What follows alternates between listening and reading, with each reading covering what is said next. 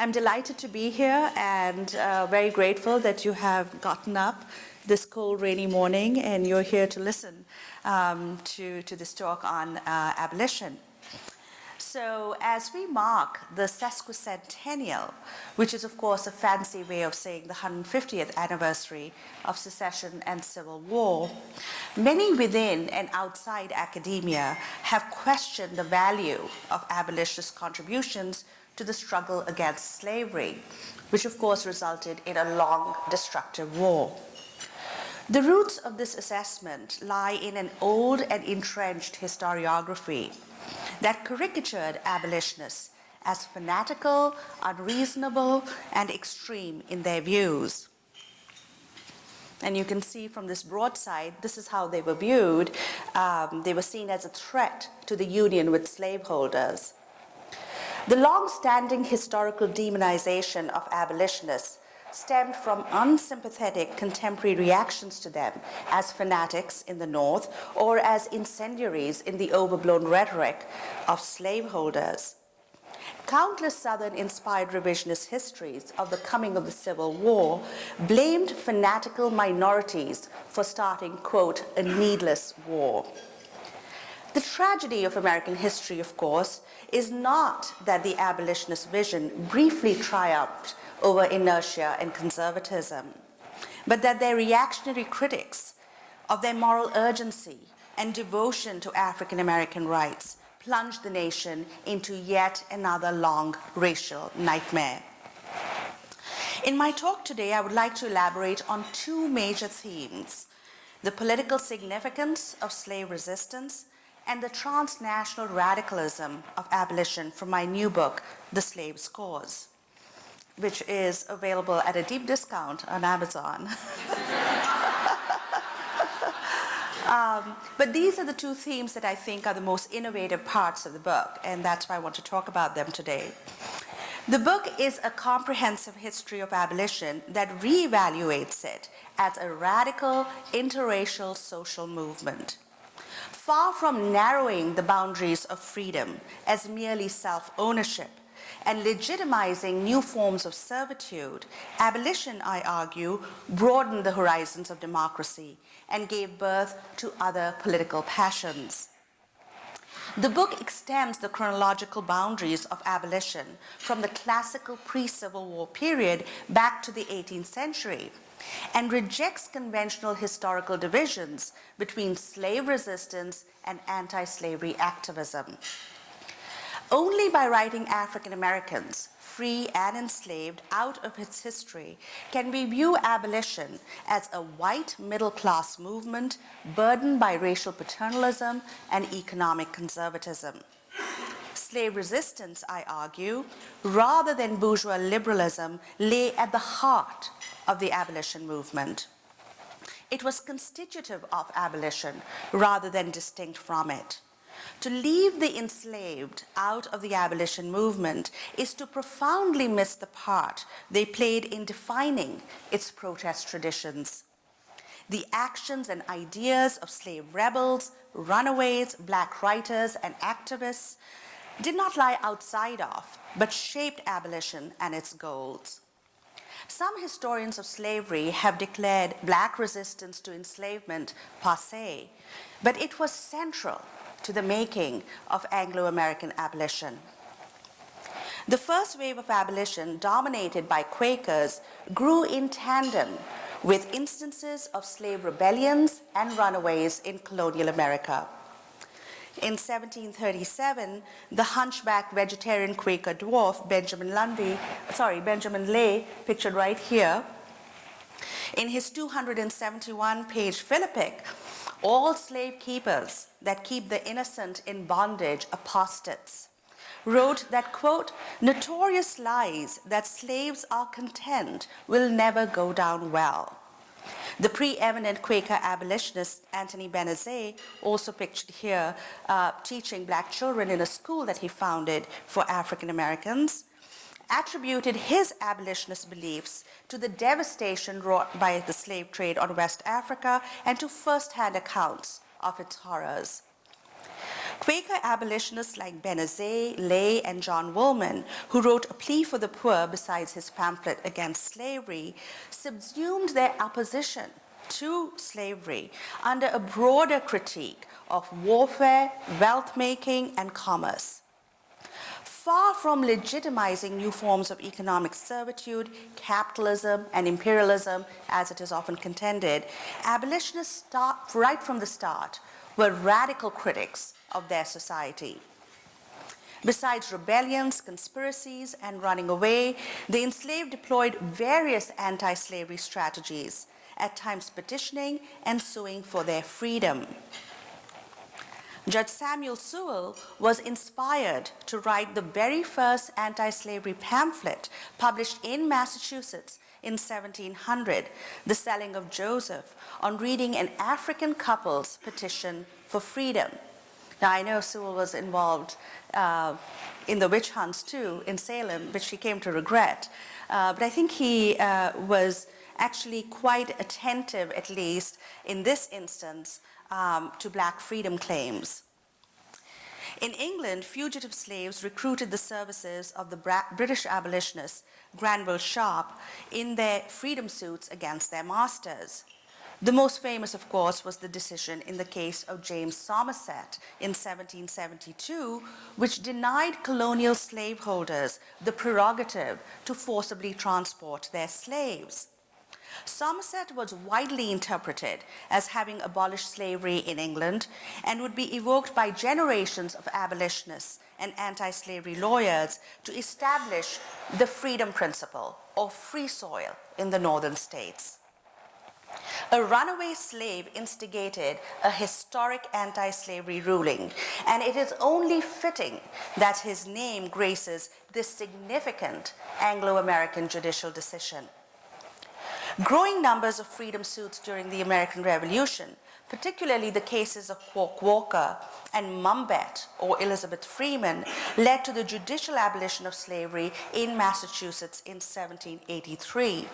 And you can see Mumbet here, who actually named herself Elizabeth Freeman.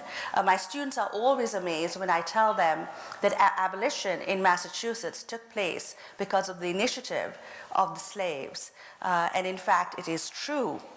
And the tradition of freedom suits, of course, invoking the freedom principle of Somerset, continued right up to the famous Dred Scott decision of 1857. We all know of the decision. We often forget that Dred Scott and his wife Harriet Scott were behind that case.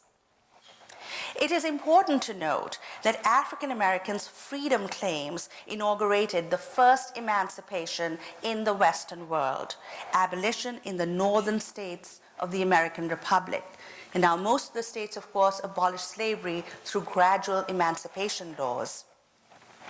Blacks in Massachusetts petitioning for their freedom formed themselves into, quote, an anti-slavery committee in 1773, 2 years before the formation of the first abolitionist organization in this country. Another group, the Sons of Africa, modeled most likely after the Sons of Liberty, was the organizational moniker that they and Afro-British abolitionists and former slaves, such as Olaudah Equiano, pictured here, and Utoba Kogano, adopted for their anti-slave trade petitions in the 1780s and 1790s. Now, Equiano, of course, was the author of one of the first slave narratives ever published in the 18th century. Black abolitionists and writers went beyond a simple appeal to American republicanism, seeking to be included in its revolutionary promise. They generated a powerful abolitionist critique of the slaveholding republic. As the young enslaved poet Phyllis Wheatley, pictured here in the woodcut, of her that graced the poems that she published in 1773. It was the frontispiece of her book of poems.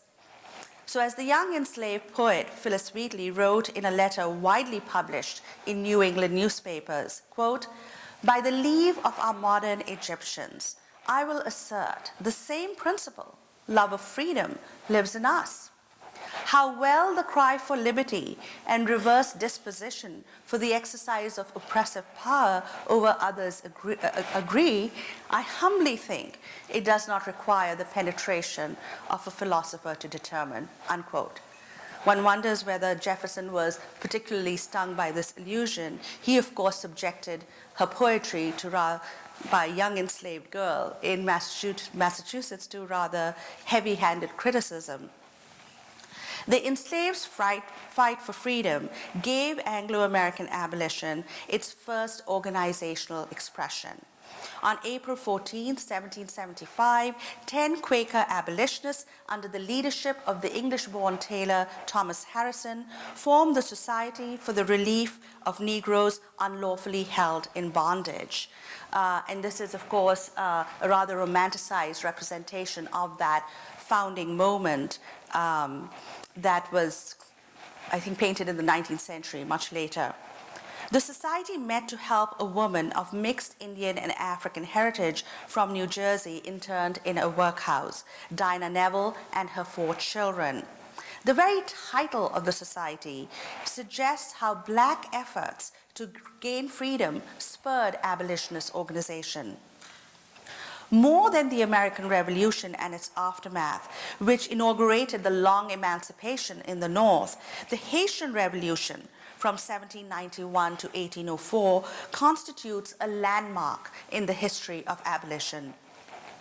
The best exponents of revolutionary abolition were the slaves themselves, whose world historical actions forever changed the dynamic in the battle between slavery and freedom.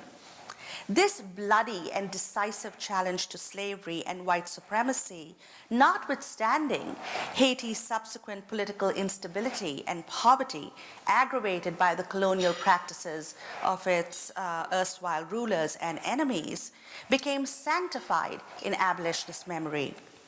This is true not just to the French abolitionists and the Société des Aimés de Noirs, which supported the fight for citizenship rights for free people of color and later abolition, but also the British movement to abolish the slave trade. Thomas Clarkson wrote one of the earliest defenses of slave rebellion in Saint-Domingue in 1792, and Haiti named one of its man-of-wars Wilberforce in recognition of the abolitionist British parliamentarian. In the United States, Abraham Bishop asked anti-slavery societies to assist the slave rebels with, quote, pen, the tongue, the counsel, and the sword and money. The Pennsylvania Abolition Society, which was, of course, the Society for the Relief of Free Negroes Unlawfully Held in Bondage, it was reorganized and renamed at the end of the Revolutionary War.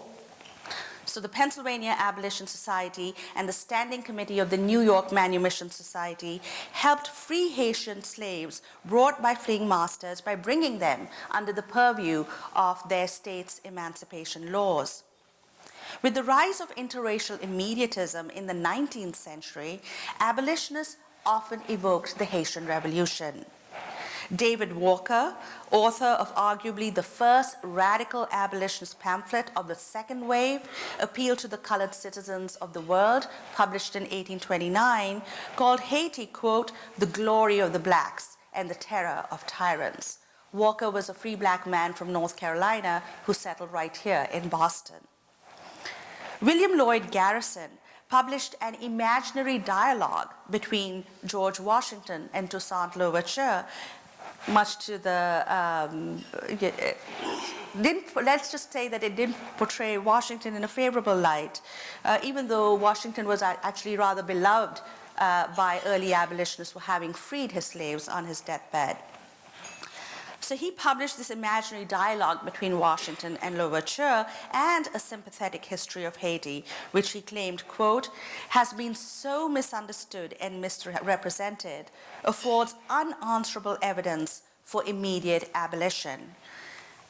And of course, Garrison started publishing the Liberator in 1831, that is commonly seen as the start of immediatism in the United States. And this is one of my favorite portraits of Garrison because it was done by a black artist, Robert Douglas Jr.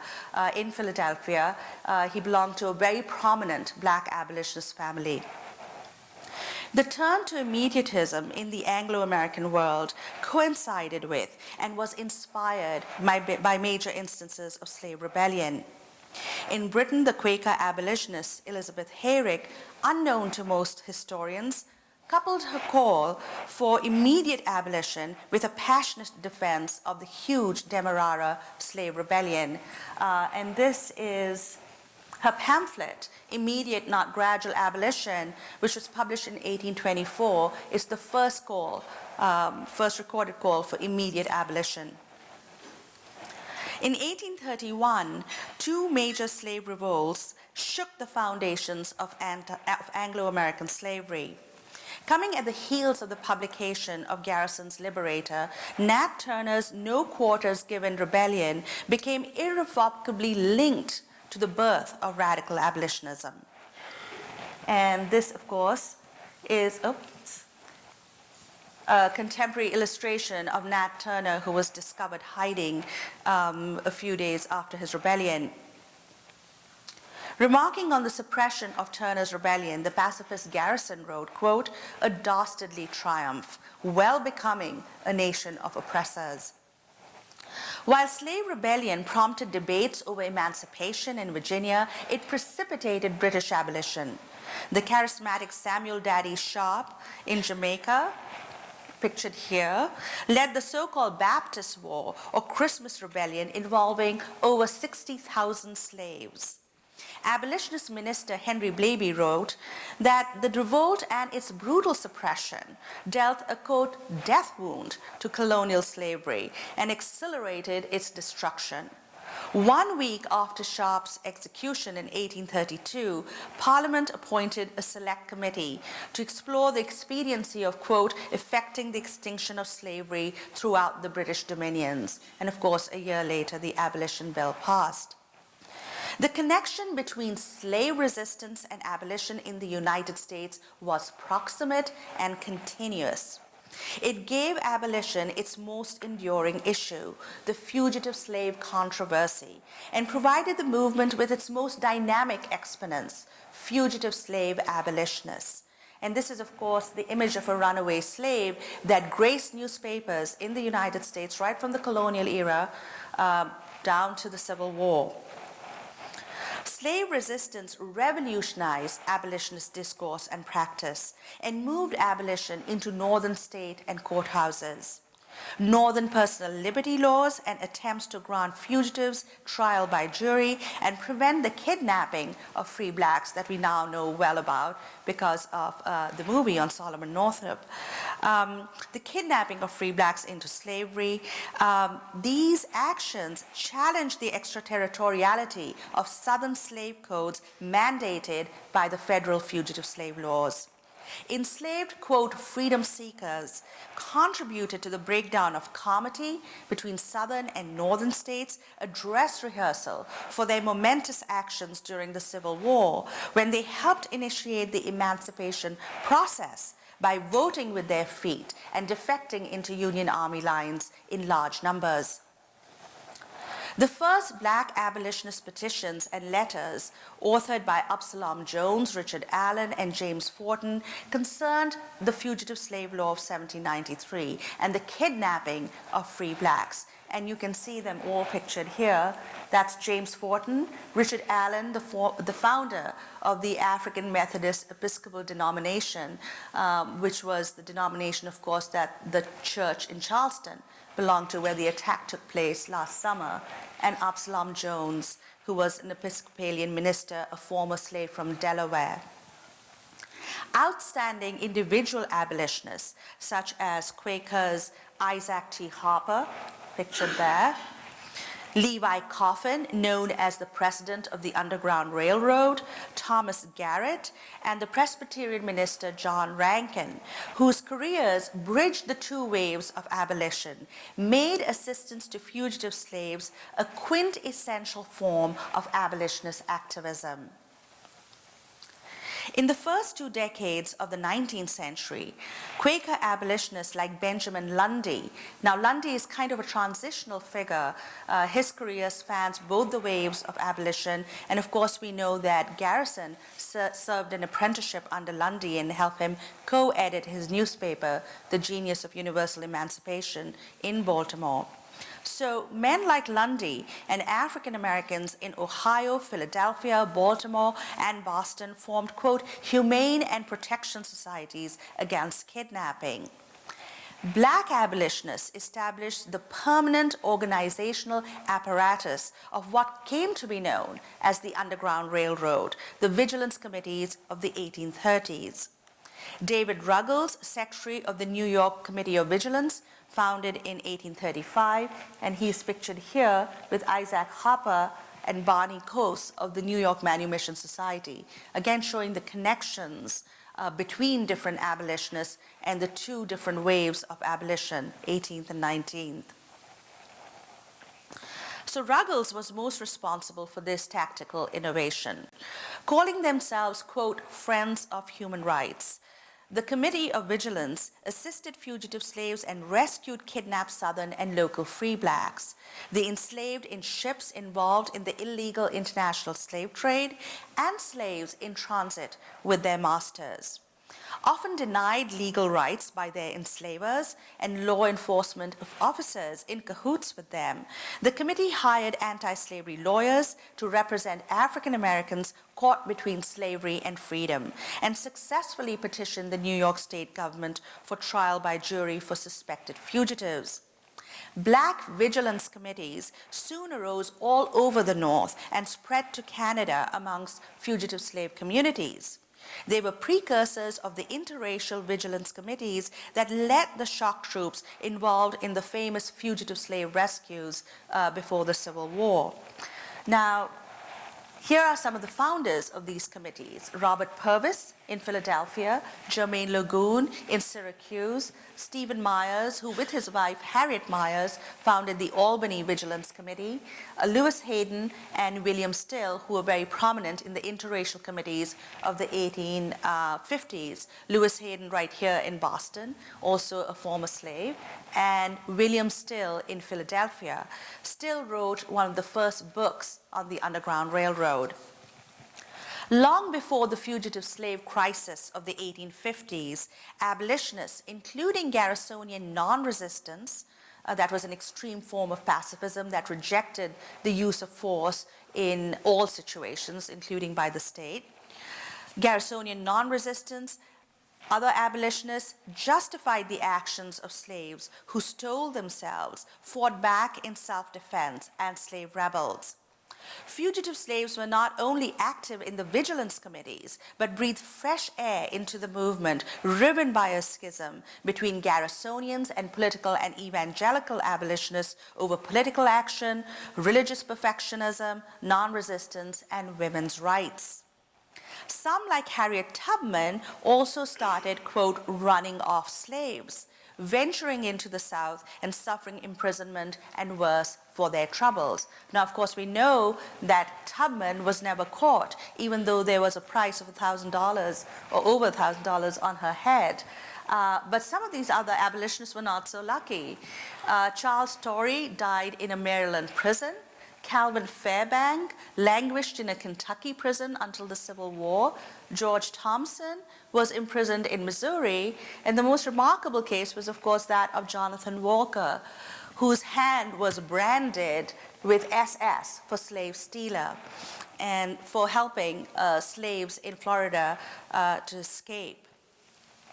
Shipboard rebellions like the Amistad in 1839 and the Creole in 1841, also united the abolition movement and had a significant impact on the national politics of slavery and international law and diplomacy. And here is a portrait of Cinque, the leader of the Amistad Rebellion, done by Nathaniel Jocelyn, an artist who was the brother of the abolitionist Simeon Jocelyn, and the portrait was commissioned by the black abolitionist Robert Purvis. Soon, not just abolitionists like Gerrit Smith, pictured here, William Jay, the son of John Jay, Garrison, and the black abolitionist minister Henry Highland Garnet, soon they were defending the slaves' right to rebel, but also anti-slavery politicians such as John Quincy Adams, the former president who represented the Amistad rebels in the Supreme Court. And of course, Adams is also known for his defense of abolitionist petitions during the gag rule controversy in Congress. And Joshua R. Giddings of Ohio, who was censured in the House of Representatives for his defense of the Creole slave rebels. In vindicating the slave's right to rebellion, abolitionist legal theory, often dismissed as higher law theory, made human rights an essential attribute of domestic and international law. The spectacular confrontations between fugitive slaves and their abolitionist allies and slaveholders who deployed the entire repressive machinery of the state against them in the decade before the war built on the legal, political, and grassroots abolitionist activism inspired by slave resistance. In the context of the Abolitionist Underground, John Brown's raid into Harper's Ferry in 1859 was hardly the action of an aberrant or lone wolf abolitionist, as it is commonly portrayed to be. Significantly, while Northern conservatives condemned and anti-slavery moderates distanced themselves from Brown's actions, radical Republicans like Charles Sumner, John Andrew, and Owen Lovejoy, brother of the murdered abolitionist Elijah Lovejoy, refused to do so, and nearly all abolitionists lauded him. Fugitive slaves remade the abolition movement. A new generation of fugitive slave abolitionists like Frederick Douglass, pictured here in the center, William Wells Brown, Henry Box Brown, and Henry Bibb, who published the newspaper Voice of the Fugitive from Canada, to name just a prominent few, became not only abolition's most effective emissaries, but their popular slave narratives also constituted the movement's literature, providing an effective riposte to the increasingly theoretical sophistication of the pro-slavery argument. And you can see some of these men and women here. James W.C. Pennington, who received an honorary doctorate from the University of Heidelberg for not just publishing his slave narrative, but also publishing one of the first books against scientific racism. Harriet Jacobs, who wrote the iconic female slave narrative, Samuel Ringgold Ward, William Wells Brown, who was an extremely well-published author, and of course, Ellen and William Craft. Their story is remarkable because Ellen Craft, who looked nearly white, escaped all the way from Georgia to Boston, dressed as a slaveholder, and her husband, William Craft, dressed as her servant. And they became rather famous in the abolitionist lecture circuit in Boston till they had to escape again to Canada and to England when their owners sent slave catchers after them after the passage of the Fugitive Slave Law of 1850. So Harriet Beecher Stowe drew on these narratives for her runaway, pun intended, international bestseller, Uncle Tom's Cabin. An admiring report on Douglass's speech, published in the Liberator, best captures the significance of fugitive slave abolitionism. Douglass, the writer fantasized, was like, quote, Toussaint among the plantations of Haiti. He was an insurgent slave, taking hold of the right of speech and charging on his tyrants the bondage of his race, unquote. The alternative nature of abolition is showcased by its diverse membership. The movement in which the enslaved and the disfranchised, including women, played a seminal role was driven by what one scholar has called passionate outsiders. In birthing the 19th century women's rights movement, abolition again revealed its radical face. And unfortunately, I just don't have the time to talk in detail about the women's rights movement of the 19th century. Those of you who are interested can, of course, read the book. But if I did so, you'd be here all day also. And these are some of these famous abolitionist feminists, as I call them. Lydia Maria Child, who published the first pamphlet against racism in 1833, an appeal on behalf of that class of Americans that we call Africans. Of course, the Grimke sisters, who followed the black abolitionist woman Maria Stuart in lecturing in public. Lucretia Mott, the Quaker abolitionist, who was, of course, present in Seneca Falls when one of the sort of origin points of the women's rights movement. It's now increasingly seen as one rather than the origin of the women's rights movement. Sojourner Truth, dressed in Quaker garb, was famous in the abolitionist and women's rights lecture circuit, and of course Abby Kelly, whose election to the business committee of the American Anti-Slavery Society resulted in a schism in the movement. Its steady radicalization on women's rights, politics, organized religion, and direct action made abolition quickly outgrow the empire of religious benevolence and moral reform. Never the so-called monomaniacs they were lampooned as. Abolitionists, starting with the early Quakers, recognized that the oppression of slaves was linked to other wrongs in their world. More than a few abolitionists joined such international radical movements as utopian socialism, feminism, and pacifism, and championed Native American, immigrant, and working men's rights. Some, mainly Garrisonians, even anticipated contemporary American scourges, criticizing the criminalization of blackness and the use of capital punishment and force by the state. In prioritizing the abolition of slavery, they did not ignore and certainly did not legitimize other forms of oppression in the modern world. Our country is the world. Our countrymen are mankind, was the motto that adorned the Liberator's masthead from 1831 to 1865.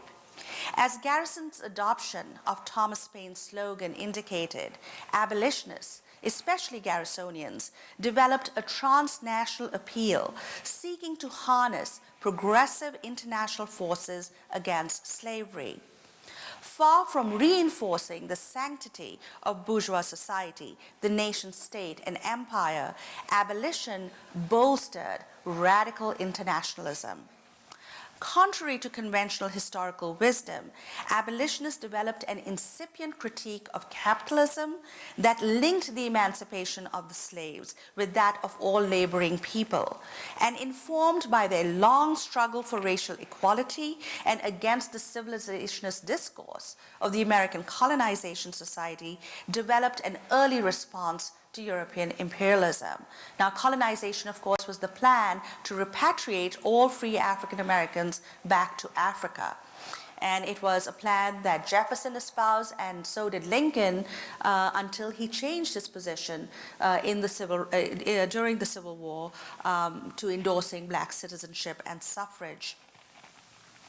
In its early years, the abolition movement had garnered more sympathy from the working classes than from the better sort, many of whom, quote, gentlemen of property and standing, led the anti-abolitionist mobs in the North. The labor and abolition movements shared a discourse of oppression. Working class reformers adopted the term wage slavery to describe the abysmal conditions of workers, as slavery remained the benchmark of oppression. Less known is the fact that abolitionists sympathized with the plight of labor. As the president of the New York Anti-Slavery Society, William Jay contrasted the voluntary nature of free labor to that of slave labor. But he denounced the criminal prosecution of labor unions, comparing it to the widespread toleration of anti-abolition violence. He noted, quote, journeyman mechanics are indicted and punished for violations of law utterly insignificant in their character and tendency compared to the outrages committed last year. In critiquing slavery, abolitionists did not legitimize wage labor, however much historians have speculated on the theoretical implications of their arguments. Rather, they drew a connection between the oppression of slaves and that of the wage worker.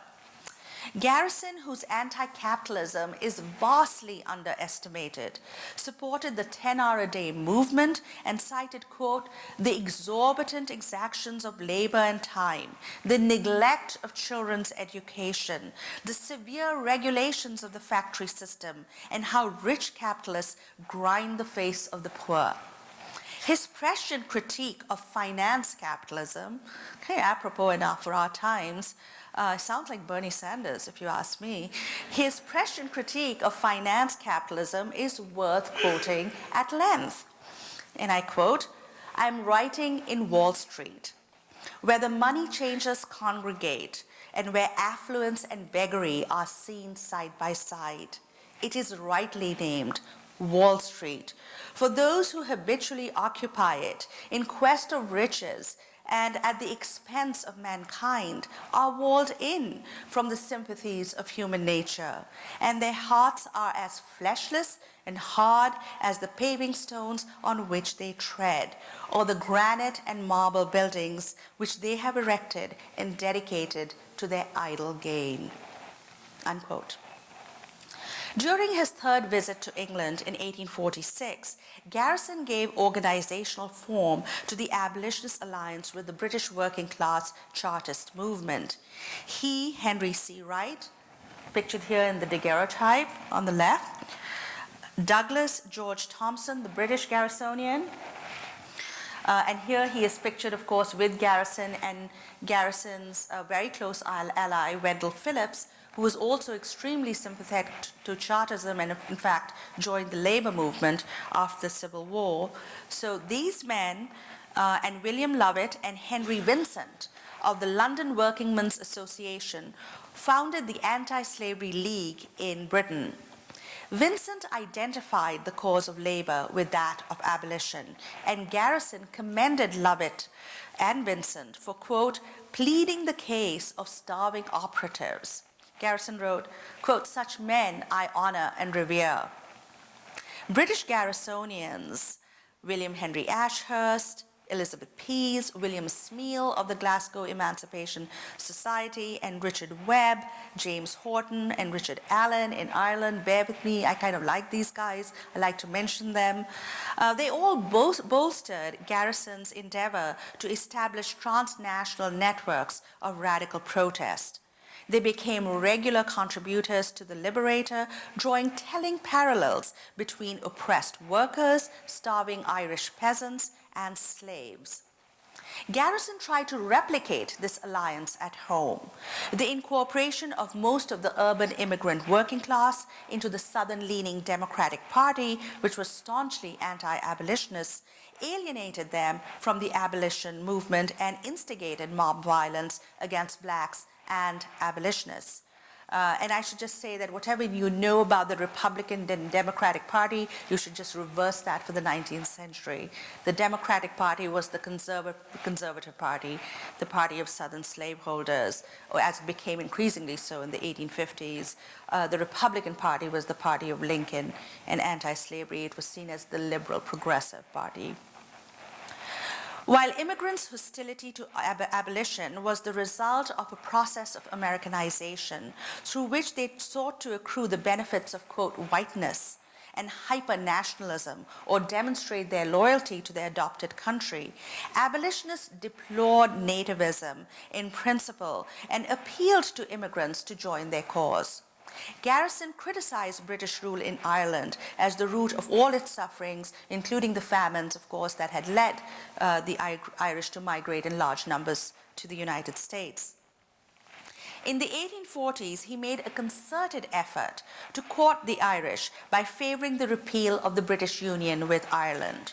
Whether Garrison got his ideas on disunion, he called for a repeal of the union with southern slaveholders. So whether he got his ideas on disunion from the Irish repeal movement or not, he clearly sought to link the oppression of the Irish with that of black Americans. He elicited the services of Irish nationalists and abolitionists, the great Irish abolitionist Daniel O'Connell, pictured here, who had befriended him in 1833 during his first visit to England. On his return to the United States in 1841, black abolitionist Charles Remond, of the famous black abolitionist Remond family in Salem, Massachusetts, Charles Remond brought with him a quote, an address from the people of Ireland to their countrymen and countrywomen in America, composed by Irish abolitionists and signed by O'Connell, Father Theobald Matthew, a temperance advocate, and 60,000 others, urging Irish immigrants to, quote, unite with the abolitionists. Abolitionists publicized this Irish appeal in mass meetings in Boston and Philadelphia, but Irish American leaders, especially those associated with the Democratic Party and the Catholic Church, such as Bishop John Hughes, challenged its veracity and condemned it, ironically, as, quote, foreign interference. Irish American repealers tried to distance O'Connell from abolitionists, but in the end, O'Connell refused to renounce abolition, as he famously wrote to them, quote, it was not in Ireland you learned this cruelty. Like the Garrisonians, political abolitionists associated with the Liberty Party, William Goodell, pictured here, Eliza Wright, and Gerrit Smith, sought to address the systemic inequalities of their world. In 1844, George Henry Evans' National Reform Association, this is Evans, the labor leader, the NRA, not to be again confused with the present-day NRA, brought together utopian socialists, former chartists, and labor activists with the slogan, quote, vote yourself a farm. Evans built on a radical tradition going back to Paine's agrarian justice and his early rival Thomas Skidmore's The Rights of Man to Property. Smith, that was Gerrit Smith, the abolitionist, a land magnate, was a convert to Evans' crusade against land monopoly and pronounced himself an agrarian. In 1846, Smith deeded thousands of acres to not just blacks, but also to the landless and poor, men and women. In fact, John Brown received one of these grants, and he lived in this community of free blacks in North Elba, where he is buried.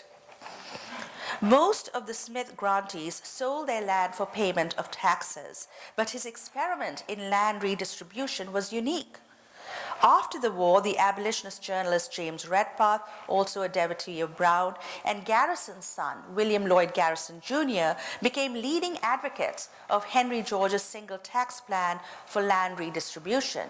And many abolitionists and radical Republicans supported the demands of freed people to redistribute the lands of the southern plantations, to confiscate them and redistribute them during Reconstruction, even though that plan never came to pass. Rejecting electoral politics, Garrisonians were more interested in utopian communities, most founded in the wake of the Panic of 1837 and inspired by early socialist thinkers such as Robert Owen, Charles Fourier, and Henri Saint-Simon. The connection between abolition and communitarianism went back to the days of Francis Wright and Robert Dale Owen, the son of Robert Owen, free thinkers who supported abolition, workingmen's rights, and women's equality. Garrison's conservative critics accused him of harboring, quote, radical no government and no property theories. In an editorial on social reorganization, sympathetically evoking Owen and Fourier, Garrison commended the idea of cooperative associations personified in the abolitionist Northampton Association for Education and Industry, right here in Western Massachusetts, led by his brother-in-law George Benson. He also lauded his fellow non-resistant Aidan Ballew's Hopedale community, which, like Northampton, was founded in 1842, the Transcendentalist community at George Ripley's Brook Farm, lampooned by Hawthorne, and abolitionist John Collins' journal, The Communitist, which advocated communal ownership of property. In the 1850s, abolitionists began raising the cause of labor in anti-slavery meetings with increasing frequency. At the New England Anti-Slavery Convention, William Henry Channing, A socialist abolitionist argued, quote, logically, I have never been able to separate the anti-slavery movement from all those directed to raise labor universally. Stephen Foster and Parker Pillsbury, the New Hampshire duo, who were Nathaniel Rogers' protégés and heirs to his ideological radicalism, supported Channing's call for, quote, interlinking the two movements. And this is Parker Pillsbury, who was a Teamster, actually, before he became an abolitionist minister, and Stephen Foster, better known as Abby Kelly's husband. Both of them were extremely radical, known to disrupt church services, and very sympathetic to the labor movement and to women's rights. Garrison was one of the friendly editors who supported a journeyman's printer's strike against wage reductions in Boston during this time. The European revolutions of 1848 for representative government and national liberation also helped internationalize and radicalize abolition.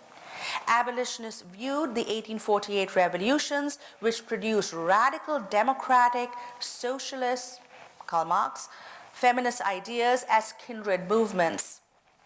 The anti-slavery actions and words of European revolutionaries like Giuseppe Mazzini, pictured here, won high praise from abolitionists. In fact, Garrison was an ardent admirer of Mazzini and entered into a correspondence with him, and Mazzini published in abolitionist newspapers in the United States. When the Second Republic in France abolished slavery in 1848, mainly on Victor Schellker's instigation, Garrison convened a special meeting of the American Anti-Slavery Society at Faneuil Hall, right here down the road, to congratulate the French Republic. And this meeting was attended by Garrisonians, political abolitionists, anti-slavery politicians, abolitionists across the board, not just the radical Garrisonians.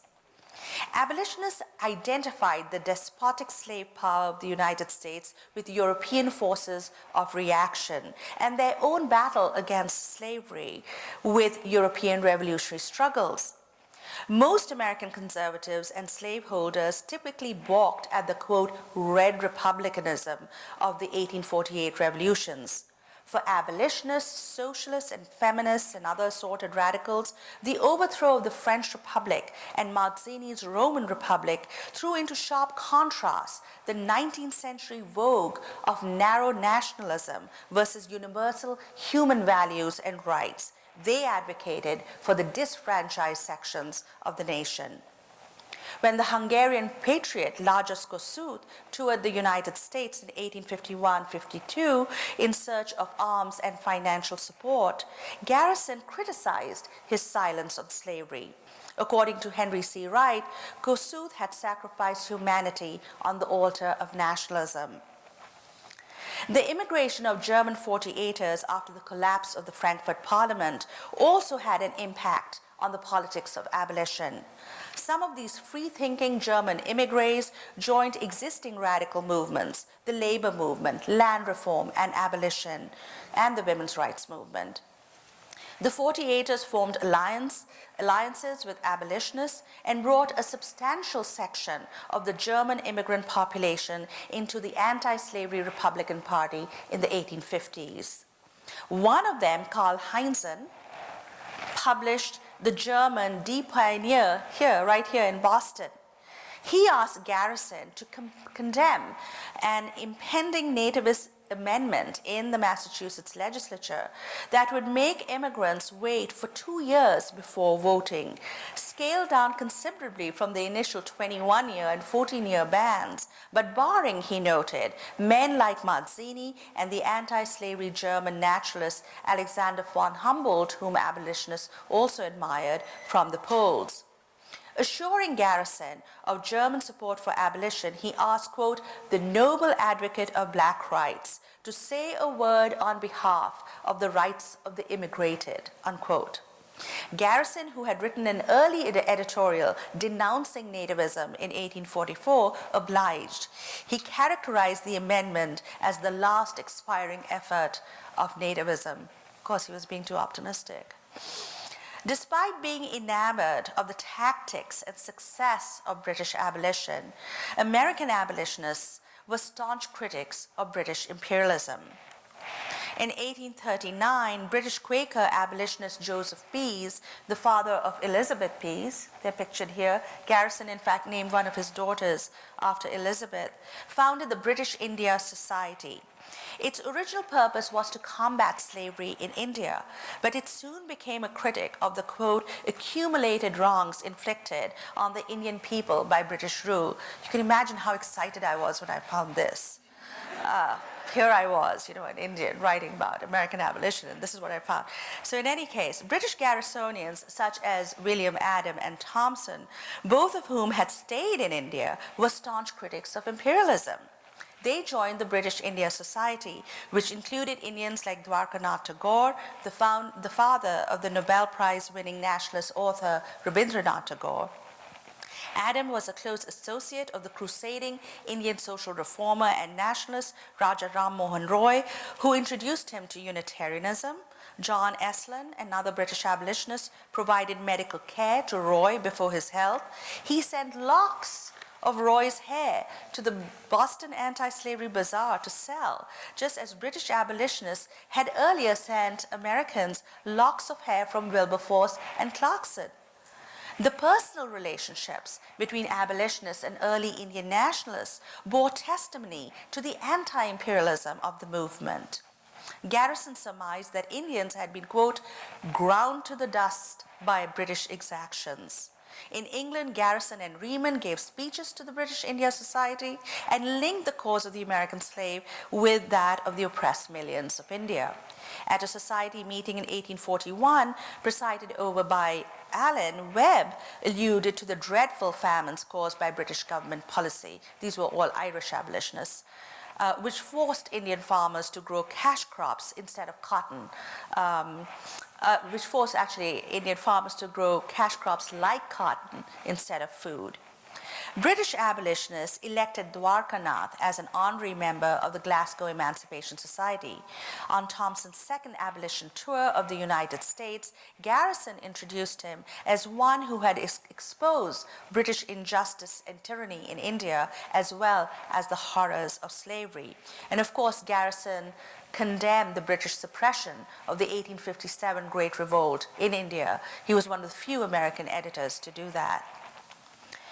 Alfred Webb, the son of the Irish abolitionists, that's Alfred Webb, would be elected honorary president of the Indian National Congress in 1894. Webb credited Garrisonian Universalism for his anti-imperialist views. 4 years later, William Lloyd Garrison Jr. helped found the Anti-Imperialist League in the United States, which adopted his father's abolitionist slogan, "Our country."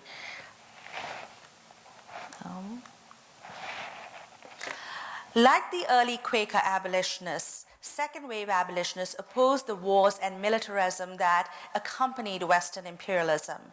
While Garrisonians espoused non-resistance, other abolitionists and anti-slavery men were active in the mainstream peace movement. Anglo-American abolitionists internationalized the peace movement. In 1843, at British Quaker abolitionist and charter sympathizer Joseph Sturge's suggestion, they convened the first General Peace Convention in London, modeled after the World Anti-Slavery Conventions. William Ladd, founder of the American Peace Society, proposed a Congress of Nations to settle national disputes, anticipating by nearly a century the League of Nations and the United Nations. Sturge convened the last Peace Congress in London in 1851. By the early 1850s, anti-slavery politicians such as Sumner and Robert Rantoul, as well as abolitionists Ellis Gray Loring, Samuel Fessenden, were officers of the American Peace Society. Its presidents were abolitionists like Jay, who was succeeded by another abolitionist, Gerrit Smith. In the following decade, the Crimean War, the Taiping Rebellion in China, the Great Revolt in India, and the Kansas Wars in the United States dealt a death blow to the first international peace movement. The Civil War permanently divided abolitionists, such as Garrison, Sumner, and even evangelicals like Lewis Tappan, and pacifists like Elihu Burritt, Ballou, and Joseph Blanchard. Abolitionists viewed the war not as an overthrowing of their peace principles, but as an opportunity to put an end to the violence of slavery. Like most of the enslaved, they viewed slavery itself as a state of war. And of course, they also supported the Civil War as a counter to slaveholders' dreams of empire encompassing Central America and the Caribbean, their attempts to reopen their African slave trade, and the general slavery sort of politics of expansion that had characterized the 1850s. Abolition expanded rather than contracted radical horizons. And this is one of my favorite portraits of the business committee of the Pennsylvania Anti-Slavery Society. It included men and women, including the famous Lucretia Mott, and its longtime president was the black abolitionist Robert Purvis. Abolitionists, for the most part, challenged rather than shored up the status quo. From women's rights, the abolition of capital punishment, the peace movement, and immigrant and working men's rights, to the rights of native populations trampled by European settlers and imperialism. Abolitionists linked the slaves' cause with a variety of causes. Abolitionist ideas on racial inequality are a starting point in an interracial discourse of democratic radicalism in the modern world. Their concerns relentlessly internationalist and eclectic. The struggle against slavery did not normalize or rationalize other forms of injustice, but gave birth to diverse radical passions. It was the eclipse rather than the triumph of the abolitionist moralité after the fall of Reconstruction that led to the most egregious crimes against humanity at home and abroad. Thank you for listening so patiently.